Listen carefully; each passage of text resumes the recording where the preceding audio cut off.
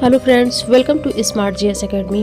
Friends, आज की video में हम साइंस के 25 ऐसे क्वेश्चंस डिस्कस करने वाले हैं जो बार बार रिपीट होकर के एग्जाम में पूछे जाते हैं। चाहे यूपीएसआई हो, एसएससी हो, रेलवे हो, पुलिस हो, एनडीए हो या फिर यूपी पीसीएस हो, सब में ये रिपीट होते रहते हैं बार बार। तो इन 25 क्वेश्चंस को आप लोग बिल्कुल रट लीजिए।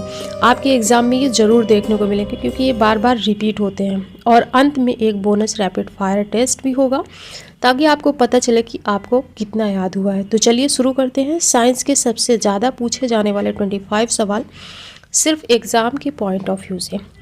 पहला क्वेश्चन है, चोट लगने पर किस प्रोटीन के द्वारा रक्त जमता है? तो चोट अगर लग जाती है और जब ब्लीडिंग होती है, ब्लड बहता है और फिर अपने आप जब वो रुक जाता है, रक्त जम जाता है, तो किस प्रोटीन के कारण होता है ऐसा? तो इसका राइट आंसर होगा option A, fibrinogen. Fibrinogen protein के कारण ही रक्त जमता है। लेकिन अगर आपसे एग्जाम में पूछ लिया जाए कि किस विटामिन के कारण रक्त का थक्का जमता है, तो विटामिन में आप करना विटामिन के। विटामिन के से रक्त का थक्का जमता है। तो दोनों पॉइंट आपको क्लियर रखना है कि अगर प्रोटीन पूछा जाता है तो फाइब्रिनोजन लगाना है और अगर विटामिन पूछा जाता है तो विटामिन के लगाना है। फिर नेक्स्ट है, भोजन का पाचन मुख्यतः किस अंग से प्रारंभ होता है? आमाशय से, हृदय से, मुख से या फिर यकृत यानी लीवर से?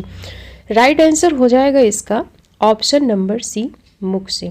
भोजन का जो पाचन है मुख्यतः वह मुख से ही प्रारंभ हो जाता है। जब भी हम भोजन को जब मुंह में डालते हैं और उसको चबाते हैं, च्यू करते हैं, तो उसमें जब लार मिक्स होती है तो यहीं से भोजन का पाचन शुरुआत हो जाती है। तो जब आपसे शुरुआत पूछी जाए कहाँ से होती है तो मुख लगाना है आपको।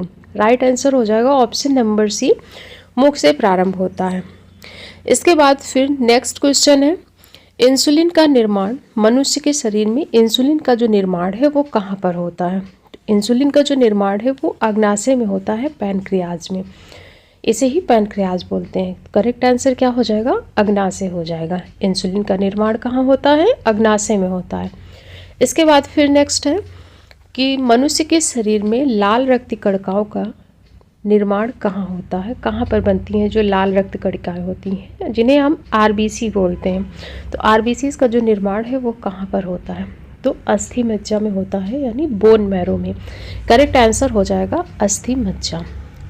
इसके बाद फिर नेक्स्ट क्वेश्चन है, इंसुलिन की कमी से कौन सा रोग होता है? हमने देखा अभी इंसुलिन का जो निर्माण है वो कहाँ हो रहा है? अग्नाशय यानी पैनक्रियाज में हो रहा है। अब पूछा जा रहा है इसकी कमी से कौन सा रोग हो जाता है? तो अगर हमारी बॉडी में इंसुलिन की कमी हो जाती है तो डायबिटीज़ रोग होता है, जिसे शुगर कहते हैं।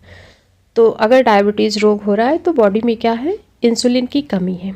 और इसी वजह से जो डायबिटिक लोग होते हैं, डायबिटीज़ से परेशान होते हैं, उनको ऊपर से इंसुलिन का इंजेक्शन लेना पड़ता है बाहर से। यानी हमारी बॉडी में इंसुलिन का निर्माण नहीं हो रहा है, जिसकी वजह से डायबिटीज़ हुआ और इसी वजह से उनको इंसुलिन का इंजेक्शन भी लेना पड़ता है। तो इसका करेक्ट आंसर हो जाएगा कि इंसुलिन की कमी से मनुष्य के शरीर में जो रोग होता है वो है डायबिटीज़। नेक्स्ट क्वेश्चन है कि मनुष्य में कौन सा रक्त सर्वग्राही रुधिर वर्ग कहलाता है? क्या होगा इसका करेक्ट आंसर? इसका राइट आंसर है ए बी। जो ए बी ब्लड ग्रुप होता है वह सर्वग्राही होता है। तो इस चीज़ को याद रखें कि ए बी ब्लड ग्रुप सर्वग्राही होता है और इसे ही यूनिवर्सल रिसिपिएंट कहते हैं। इसके बाद फिर नेक्स्ट क्वेश्चन है, पित्तरस मनुष्य के शरीर में पित्तरस कहाँ पर बनता है? पित्तरस बनता कहाँ है? इसका करेक्ट आंसर हो जाएगा यकृत यानी लीवर।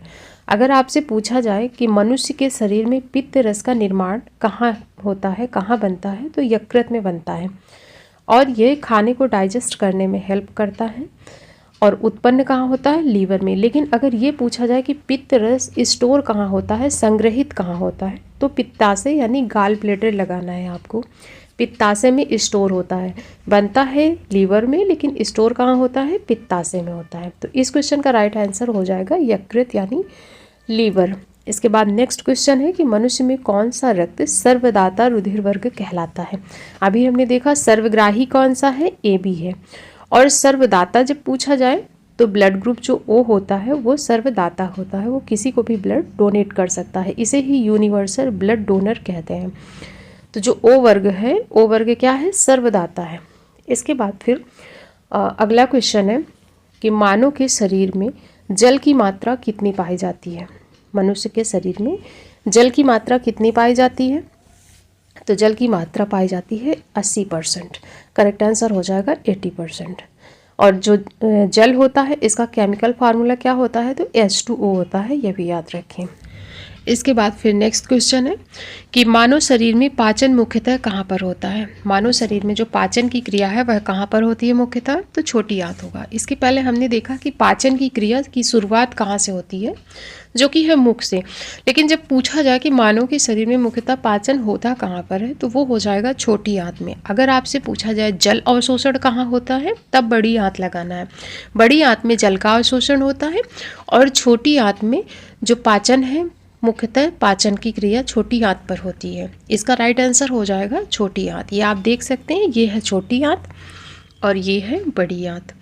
इसके बाद फिर नेक्स्ट क्वेश्चन है कि मानव शरीर में रक्त बैंक जो होता है वो किसे कहा जाता है? तो रक्त बैंक या ब्लड बैंक किसे कहते हैं? प्लीहा को कहते हैं। राइट आंसर हो जाएगा इसका प्लीहा। इसके बाद नेक्स्ट क्वेश्चन है कि मानव शरीर की सबसे छोटी ग्रंथि कौन सी है? मानव के शरीर की जो सबसे छोटी ग्रंथि है वो है पीयूष ग्रंथि। इसे ही पिट्यूटरी ग्रंथि कहते हैं। और ये पाई कहाँ जाती है? ब्रेन में पाई जाती है। और ब्रेन में पाई जाती है। जो इसकी आकृति होती है वो मटर के दाने के समान होती है। मटर के दाने से भी ये छोटी होती है आकार में। और पाई कहाँ जाती है? ब्रेन में। इसे ही मास्टर ग्रंथि बोलते हैं, पीयूष ग्रंथि को ही। इसका राइट आंसर हो जाएगा पिट्यूटरी या पीयूष ग्रंथि। इसके बाद नेक्स्ट क्वेश्चन है कि मानव शरीर की सबसे बड़ी कोशिका का क्या नाम है? यकृत, तंत्रिका कोशिका, हृदय या फिर ओवम। करेक्ट आंसर हो जाएगा ऑप्शन नंबर डी, ओवम। मानव शरीर की सबसे बड़ी कोशिका पूछता है तो ओवम हो जाएगा। और अगर सबसे छोटी कोशिका पूछता है तो वहाँ पर आंसर स्पर्म हो जाएगा, शुक्राणु। और अगर लंबी पूछा जाए तो वहाँ पर तंत्रिका कोशिका यानी न्यूरॉन हो जाएगा। फिर नेक्स्ट क्वेश्चन है मनुष्य के सामान्य रक्तचाप जो होता है वो कितना होता है? सामान्य रक्तचाप यानी ब्लड प्रेशर जो होता है वो कितना होता है सामान्य? राइट आंसर हो जाएगा option number A, 120/80 mm Hg। इसमें जो Hg है, Hg ये इसका मतलब है पारा यानी मरकरी। ये पारा का सिंबल होता है Hg, इसको याद रखें। फिर नेक्स्ट क्वेश्चन है मनुष्य के रक्त में कौन सा धातु पाया जाता है? मनुष्य के ब्लड में कौन सा धातु पाया जाता है? राइट आंसर हो जाएगा लोहा या फिर आयरन। लिखा है तो आयरन हो जाएगा, ठीक है। तो मनुष्य के ब्लड में आयरन पाया जाता है यानी लोहा पाया जाता है। इसके बाद फिर नेक्स्ट क्वेश्चन है कि मनुष्य के शरीर में क्रोमोसोम की जो संख्या होती है कितनी होती है? करेक्ट आंसर हो जाएगा 46। अगर पूछा जाए क्रोमोसोम की संख्या कितनी है तो 46 करना। और क्वेश्चन पर ध्यान देना क्योंकि एग्जामिनर फंसाने की कोशिश करता है। अगर जोड़े में दिया गया है तो वहाँ पर 23 लगाना है, फिर वहाँ 46 मत कर देना। इसलिए ज़रूर ध्यान देना क्वेश्चन में कि जोड़ा पूछा गया है या संख्या पूछी गई है। अगर जोड़ा या पेयर पूछा गया है तो 23 लगाना है और संख्या पूछी जाए तो 46 लगाना है। तो इस क्वेश्चन का राइट आंसर हो जाएगा 46 हो जाएगा। इसके बाद फिर नेक्स्ट क्वेश्चन है कि मानव शरीर की सबसे बड़ी हड्डी कौन सी होती है? मानव शरीर की जो सबसे बड़ी हड्डी है वो है फीमर। और जो पाई कहाँ जाती है? मनुष्य के जांघ में पाई जाती है। जो जांघ में हड्डी होती है ना, इसे फीमर बोलते हैं। नेक्स्ट वीडियो में मैं हड्डियों पर ही एक वीडियो ला देती हूँ कि किस हड्डी को क्या बोलते हैं, कौन बड़ी होती है, कौन छोटी, कौन कहाँ पर पाई जाती है। और ट्रिक से मैं सारा कुछ याद करा दूँगी, फिर दोबारा आपको हड्डियों के बारे में नहीं पढ़ना पड़ेगा, ठीक है। तो याद रखें मनुष्य के शरीर की जो सबसे बड़ी हड्डी होती है वो होती है फीमर। और पाई कहाँ जाती है पूछा जाए तो मनुष्य की जांघों में पाई जाती है। इसके बाद फिर नेक्स्ट क्वेश्चन है बुढ़ापे में कौन सी ग्रंथि लुप्त हो जाती है? राइट आंसर हो जाएगा ऑप्शन नंबर बी, थाइमस ग्रंथि। हमारे शरीर में जो थाइमस ग्रंथि होती है वो बुढ़ापे तक हमारे शरीर से लुप्त हो जाती है। राइट आंसर हो जाएगा ऑप्शन नंबर बी। फिर नेक्स्ट क्वेश्चन है कि मनुष्य में रक्तचाप किस ग्रंथि के द्वारा नियंत्रण होता है? मनुष्य में जो ब्लड प्रेशर होता है वह किस ग्रंथि के द्वारा नियंत्रण होता है? राइट आंसर हो जाएगा ऑप्शन नंबर ए, एड्रीनल ग्रंथि। करेक्ट आंसर है एड्रीनल ग्रंथि। इसके बाद फिर नेक्स्ट क्वेश्चन है कि मनुष्य के शरीर में सबसे छोटी हड्डी कौन सी होती है? राइट आंसर हो जाएगा ऑप्शन नंबर ए, स्टेपीज। और यह पाई कहाँ जाती है पूछा जाता है, तो कानों में पाई जाती है, मनुष्य के कानों में पाई जाती है ईस्टपीज। सबसे बड़ी होती है फीमर जो जांघ में पाई जाती है, सबसे छोटी ईस्टपीज जो कि कानों में पाई जाती है। Right answer option number A. इसके बाद नेक्स्ट क्वेश्चन है कि मनुष्य के शरीर में जो टिबिया नामक हड्डी होती है वह कहाँ पर पाई जाती है, तो टिबिया हमारे टांगों में पाई जाती है। राइट आंसर हो जाएगा ऑप्शन नंबर बी, टांग में। और ये आप देख सकते हैं पिक में कि यहाँ पर जो यहाँ घुटने से नीचे ये जो भाग होता है इसे ही टिबिया कहते हैं। इसके बाद फिर नेक्स्ट क्वेश्चन है मनुष्य में रक्तचाप किस ग्रंथि द्वारा नियंत्रण होता है। रिपीटेड क्वेश्चन है, पीछे हो चुका है। इसका right answer option number A, adrenal gland. इसके बाद फिर नेक्स्ट क्वेश्चन है मनुष्य के मस्तिष्क का सबसे बड़ा भाग कौन सा होता है, तो मनुष्य का जो मस्तिष्क है, ब्रेन है, उसका जो सबसे बड़ा भाग है वो है प्रमस्तिष्क। और ब्रेन का अगर वजन पूछा जाए तो 1300 से 1400 ग्राम के बीच होता है, या फिर एग्जैक्ट अगर आपको देगा तो कभी कभी 1350 ग्राम भी दे देता है। तो ऑप्शन के हिसाब से आपको अपना आंसर बनाना है। और मनुष्य की जो सबसे छोटी ग्रंथि होती है ना, पीयूष ग्रंथि, जिसे मास्टर ग्लैंड बोलते हैं, मास्टर ग्रंथि, वह भी ब्रेन में ही पाई जाती है। तो इसका राइट आंसर है प्रमस्तिष्क। फिर नेक्स्ट क्वेश्चन है मानव शरीर का सबसे बड़ा अंग कौन सा है। मानव शरीर का सबसे बड़ा अंग कौन सा है, वो है यकृत। राइट आंसर हो जाएगा ऑप्शन नंबर बी, यकृत यानी लीवर। फिर आज का सेकंड लास्ट क्वेश्चन कि मानव के शरीर में प्रचुर मात्रा में कौन सा तत्व पाया जाता है। मनुष्य के शरीर में प्रचुर मात्रा में कौन सा तत्व है, तो वो हो जाएगा oxygen. Right answer option number B. इसका सिंबल O होता है और परमाणु क्रमांक की बात करें तो 8 होता है। फिर आज का लास्ट क्वेश्चन कि मनुष्य का सामान्य तापमान कितना होता है, तो इसका करेक्ट आंसर हो जाएगा ऑप्शन नंबर डी, उपरोक्त सभी। क्यों?